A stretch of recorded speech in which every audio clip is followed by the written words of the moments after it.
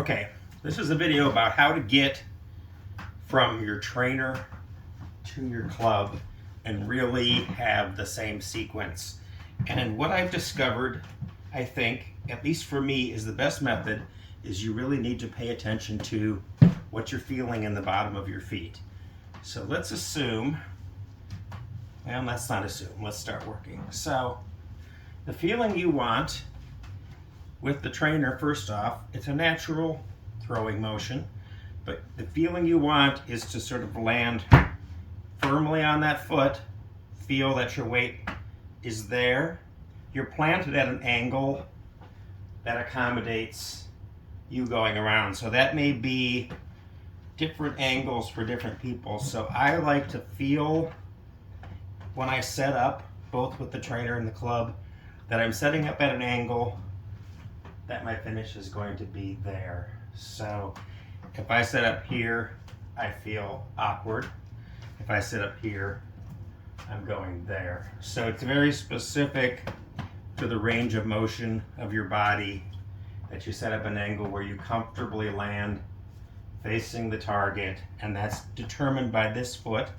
And so really your whole alignment idea can be angle and placement of the lead foot, because the rotation of your swing happens right around that.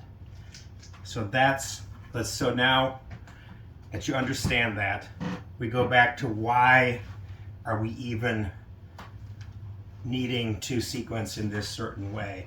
And the reason is, if you unwind and you're also moving laterally at the same time, you're moving the bottom of your swing all around.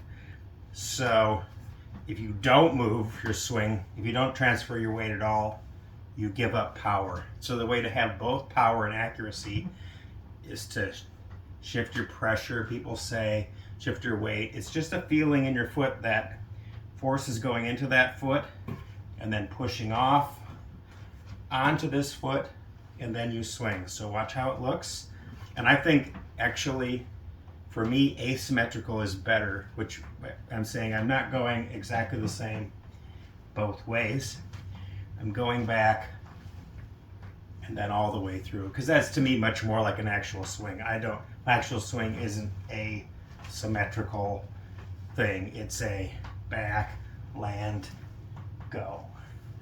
So back, feel yourself land on this foot, rotate through, and that rotation is also a pushing back and resisting of the swing. So go back and throw, back and throw, finish at the target.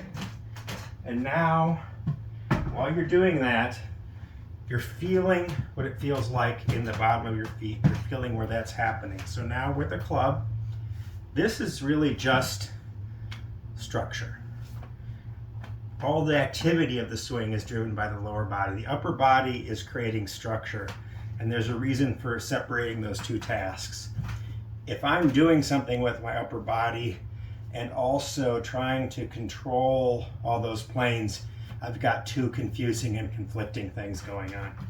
So I want my upper body to be focused on subtle angles, maintaining structure, and the task of driving the swing is in my lower body. So it's transfer the weight, transfer back, rotate everything through.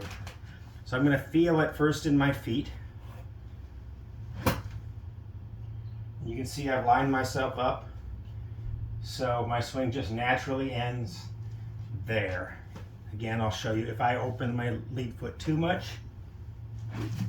my swing naturally ends there. And if I don't open my foot enough, I'm stuck right here. I can't quite get through unless I do some awkward rolling up my foot, which I don't like. So I'm placing that very precisely, feeling my finish right there. And now feeling in my feet, more pressure here, transfer the pressure laterally, rotate through the ball. So there it is, there's the whole swing.